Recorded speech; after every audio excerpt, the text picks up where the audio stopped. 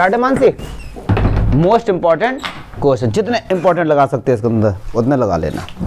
ये इकलौता ऐसा डिफरेंशियल इक्वेशन का मुझे एक ऐसा ये एग्जाम्पलर का क्वेश्चन है। पहले बात तो मैं आपको बताऊँ, NCERT एग्जाम्पलर का, और ये बोर्ड में कई बार आया हुआ है, ठीक है, कई बार आया हुआ है बोर्ड में। ये एक ऐसा क्वेश्चन है मानसी जो कि हर जितने भी कंसेप्ट हैं डिफरेंशियल इक्वेशन उन सबसे हटकर है। अब चलो देखते हैं कैसे है। भैया dy/dx आ गई तो पक्की बात है कि ये डिफरेंशियल इक्वेशन है, यही तो दिक्कत है सब, दिस इज द प्रॉब्लम। चलिए देखो, अच्छा ठीक है, तो dy/dx है, इसका मतलब भैया डिफरेंशियल इक्वेशन है। डिफरेंशियल इक्वेशन है तो इसको सॉल्व करने के तीन तरीके।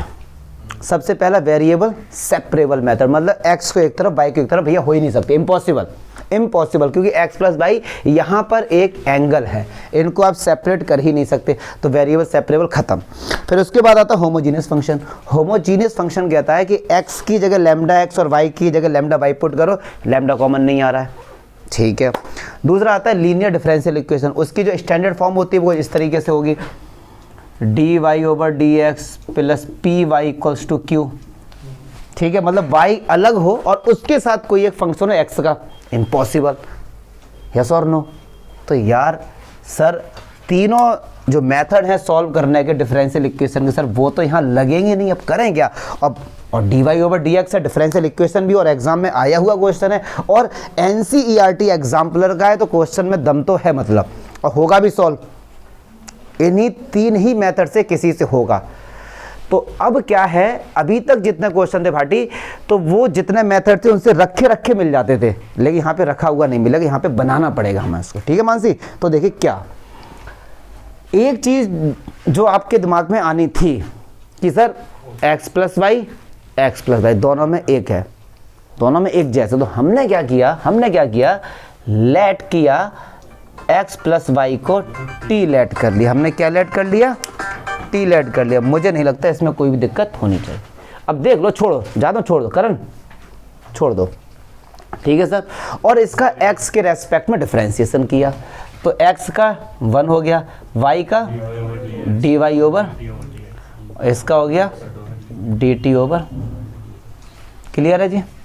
1 को तो 1 लिख सकते हैं, और dy ओवर dx की वैल्यू ये रही भैया, तो ये हो गया हमारे पास cos t plus sign t और dt ओवर।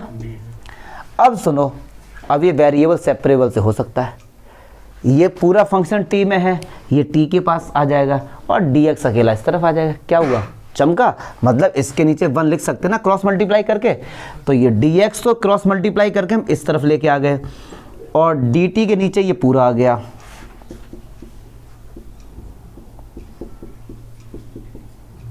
अब आप बताओ क्या हुआ यहाँ पे, कोई भी दिक्कत। अब ये बन गया वेरिएबल सेपरेबल का मेथड, क्वेश्चन बन गया, क्लियर सर। हमको सॉल्व करना है, सॉल्व करने का मीनिंग है कि d में से d हटाओ और dx में से d हटाओ, मतलब डेरिवेटिव को हटाना है। तो डेरिवेटिव कब हटता है, जब इंटीग्रेशन बोथ साइड, यस और नो। क्या अभी ये चैप्टर 7 का क्वेश्चन बन गया। अब तो मतलब अपने लॉजिक हैं, चैप्टर 7 के लॉजिक हैं। अब डिफरेंशियल इक्वेशन वाला कंसेप्ट खत्म हो गया, यही इसमें भयंकर लॉजिक था, भयंकर कुछ नहीं है बट ये लॉजिक था इसमें ये। चलो अब भी इसके बाद भी बहुत से बच्चे से कर नहीं पाएंगे, बहुत से वाले से कर नहीं पाएंगे, यहीं पर बच्चे लोग अटक जाते, ठीक है। चलो यहाँ तो कुछ नहीं, तो भैया बन रहा होगा, इसका तो हम लोग बहुत आसानी से कर सकते हैं। इसका तो x हो गया, बाद में c लगा दो, वरना बाद में लगा देना, कोई रॉकेट साइंस नहीं है। मानसी मज़ा तो यहाँ पे आएगा। तो मैं ऐसा करता हूँ, इस क्वेश्चन को थोड़ा अलग सॉल्व करके दिखा देता हूँ। देखिए 1 plus cos T plus sign T. अब देखेंगे जरा क्या, अब जाना पड़ेगा क्लास 11 चैप्टर 3। तो देखो क्या, 1 प्लस कॉस 2x का फॉर्मूला होता था 1 minus ten square x upon 1 plus ten square x, ठीक है। तो यहाँ होगा 1 minus ten square T by 2 upon 1 plus ten square T by 2। बहुत से बच्चों को समझ नहीं आएगा तो भैया मैं साइड में समझाता हूँ, देख लो। खैर ये तो 11th क्लास का कंसेप्ट है। cos 2x का फॉर्मूला होता है 1 minus ten square x upon 1 plus ten square x. अगर 2 नहीं है तो यहाँ पे 2 आ जाता था एंगल में, यस और नो। तो t था तो t बाई 2 हो गया। हमने कहा था 1 होगा तो 1 को कैंसिल कर। बहुत सही, बहुत सही। मानसी का डाउट क्लियर करता हूँ। मानसी ने बोला था और सही बात है कि सर आपने कहा था जब कभी भी कॉस के साथ 1 होता है तो हम फॉर्मूला ऐसा लगाते हैं जिससे 1 कैंसिल हो जाता है। सही बात है, सही बात है, लेकिन यहाँ पर एक चीज़ क्या कॉमन है, जितने भी क्वेश्चन मानसी मैंने बताए थे और जाके आज चेक करना कि जब कॉस के साथ 1 था तो उसके साथ साइन नहीं था, जाके चेक करना, जाके ये घर पे आके चेक करना है यार, क्योंकि कॉस और साइन अगर दोनों एक साथ मिल गए तो कॉस और साइन के दोनों फॉर्मूले में नीचे वाला कॉमन आता है। देखो कैसे, साइन 2x का भी फॉर्मूला होता है 2 tan x upon 1 plus tan square है, तो ये एक साथ है ना, तो ये हो गया 2 tan t/2 upon 1 plus tan square t/2। Mansi का डाउट जेन्युइन कि सर कॉस के साथ 1 होता माइनस कर, बिल्कुल कर, उससे भी आंसर आता बट थोड़ा सा लेंथी होता, उससे भी आंसर आएगा आपका। बट मैंने देखा कॉस और साइन में दो में ऐसे फॉर्मूले हैं जिनके बेस जो होता है नीचे वाला सेम होता है, इसलिए मैंने इसको लगा दिया। चलिए जी सर, अगर मैं एलसीएम लूँगा इसका तो 1 plus tan square t/2, LCM आ गया ये 1 का इसके साथ क्या, तो ये हो गया 1 plus tan square t/2 plus 1 minus tan square t/2 plus 2 tan t/2। LCM में तो कोई दिक्कत नहीं होनी चाहिए भैया, तो देखो tan स्क्वायर t/2 सही हो गया, पक्की बात है। 1 प्लस tan स्क्वायर t/2 को क्या sec स्क्वायर t/2 लिख सकते हैं, क्लास 10th की बात है, तो ये तो जाएगा सबसे ऊपर इसके पास जाएगा, तो इसको डायरेक्ट लिखते हैं sec स्क्वायर t/2। अब देखो 1 प्लस 1 2 और 2 tan t/2, दोनों में से 2 क्या हुआ, दोनों में से 2 कॉमन आ रहा है, दोनों में से 2 कॉमन लिया, अंदर बचा 1 प्लस 10। अब एक बात ना बताओ, tan x का डेरिवेटिव ऊपर वाला कैंसिल हो गया, बन गया बच्चों वाला क्वेश्चन। अब ठीक है चलिए, बट मैं इसको पूरा ही सॉल्व करूंगा क्योंकि बहुत ही अच्छा क्वेश्चन, अगर ये बोर्ड में आता तो मार्क्स कटवा के आ जाते आप लोग।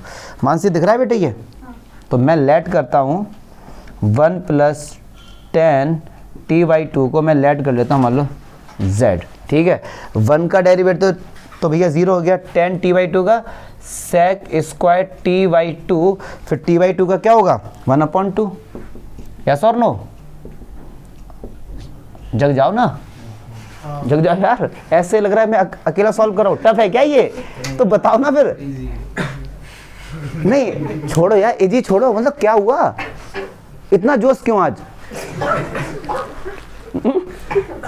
मैं इधर देखता हूँ तो ठीक है, जैसे इधर देखा तुम लोग की आंखें खुलती हैं, फिर मैंने इधर देखा आपकी आंखें बंद, नहीं कुछ बात है तो बताओ ना,